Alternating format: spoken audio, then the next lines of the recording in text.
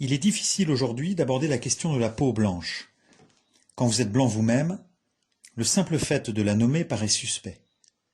Soit on vous accuse de racialiser les rapports sociaux, c'est-à-dire de substituer à la question légitime de la lutte des classes la question fantasmatique et même criminelle, dit-on, des rapports de race, soit l'on vous accuse, à l'inverse, de vous inscrire dans un champ de réflexion certes valable, celui de la représentation des races et des ethnies dans le champ social, mais en portant votre intérêt sur le pôle qui attire à lui toutes les récriminations, celui de la peau blanche. On vous soupçonne alors de vous revendiquer de cette couleur, vous ne vous contentez plus de souffler sur les braises, vous devenez l'incendiaire.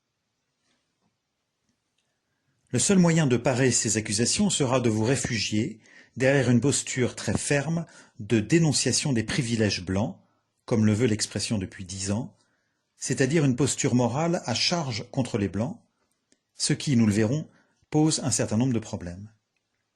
Ou bien, plus subtilement, d'aborder le thème quand il s'agit des États-Unis, ce qui vous oblige certes à dénoncer comme toujours le privilège blanc, mais vous donne néanmoins droit à une certaine liberté sémantique, puisqu'il semble bien, comme le souligne avec justesse François Bunel en préface du numéro De la race en Amérique, hiver 2018, de la revue America, que le mot race soit, de l'autre côté de l'Atlantique, ouvrez les guillemets, utilisé tous les jours, et personne ne se demande s'il fait le jeu de quelque idéologie nauséabonde, fermez les guillemets.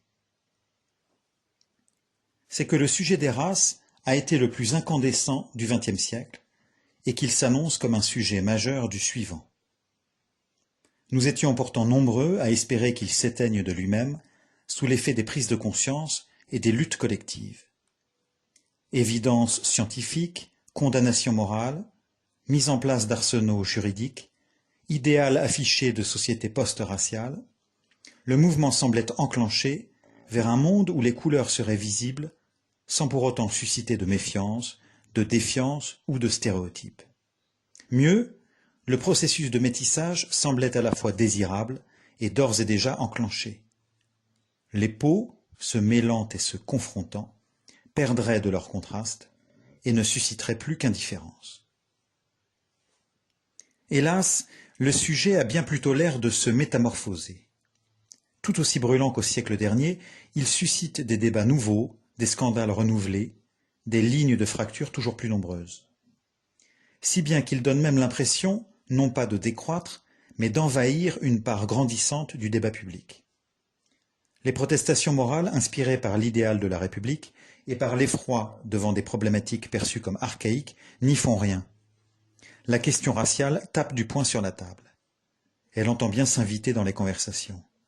D'autant qu'elle est très présente aux États-Unis, et même très officielle, alors qu'en France, le vernis républicain cherche à la garder sous le tapis. Mais il ne faut jamais très longtemps, n'est-ce pas, pour que la France cède aux déferlantes américaines.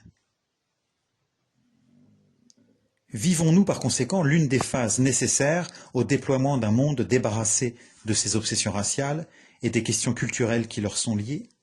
Ou bien s'agit-il seulement d'une sorte de mauvaise affaire, repartant de plus belle, mal contenue par un idéalisme dont la pression n'était pas assez forte, dont la pression même n'était pas de taille face à quelque chose comme la puissance des besoins d'appartenance, les instincts d'identification, les rancœurs et les peurs, le besoin d'aimer ceux qui nous ressemblent?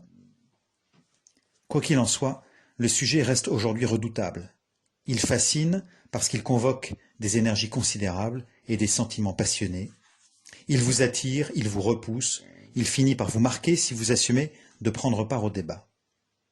Mais il pourra vous brûler les ailes, éclipsant tout ce que vous êtes par ailleurs, surtout si vous prenez le risque d'être identifié du mauvais côté de la barrière. À l'inverse, il fera de vous des icônes, il vous propulsera sur des sommets de popularité si vous avez la chance d'embarquer sur l'un des courants dominants de la doxa. Le jeu relevant à ce propos d'une véritable loterie, car en la matière, les revirements d'opinion peuvent être rapides et même impitoyables.